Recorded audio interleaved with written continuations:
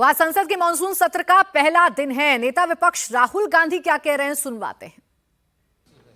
जो हाउस में defence minister को बोलने देते हैं, उनके लोगों को बोलने देते हैं, मगर अगर विपक्ष का कोई कुछ कहना चाहता है तो अलाउड नहीं है। मैं लीडर ऑफ अपोजिशन हूँ, मेरा हक है, तो मुझे तो कभी बोलने ही नहीं देते हैं। तो ये एक नया अप्रोच है। क्या सवाल चाहते हैं क्या सवाल आप चाहते हैं सर, जो प्रधानमंत्री से बट दौड़ के निकले हाउस से एक सेकंड में,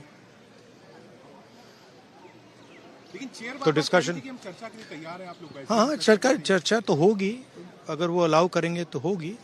मगर इशू ये है कि कन्वेंशन कहता है कि अगर सरकार के लोग कुछ बोलें तो हमें भी स्पेस मिलनी चाहिए। हम 2 शब्द कहना चाहते थे, मगर विपक्ष को ये अलाउड नहीं है। Thank you. क्या सवाल क्या चाहते हैं, क्योंकि कहने प्रधानमंत्री से।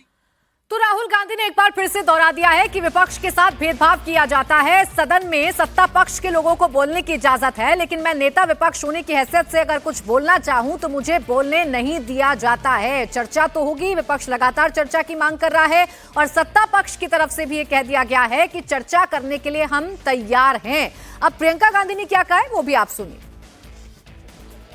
तो करें चर्चा, बोलने दें एलओपी को, क्यों नहीं बोलने देते?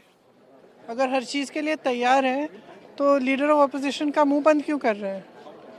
खड़े हैं बोलने के लिए, बोलने देना चाहिए। मैम पीएम ने बोला डिस्कशन होगा, उसकी पीएम ने कहा है कि अपोजिशन को एक होके बात करनी चाहिए। मैम पीएम ने कहा है कि अपोजिशन को एक होके बात करनी चाहिए। तो आपका सवाल क्या है? मैम पीएम ने यही कहा है, उन्होंने कहा है, आपका सवाल क्या है? मैम आप लोग मैम ऑपरेशन लगातार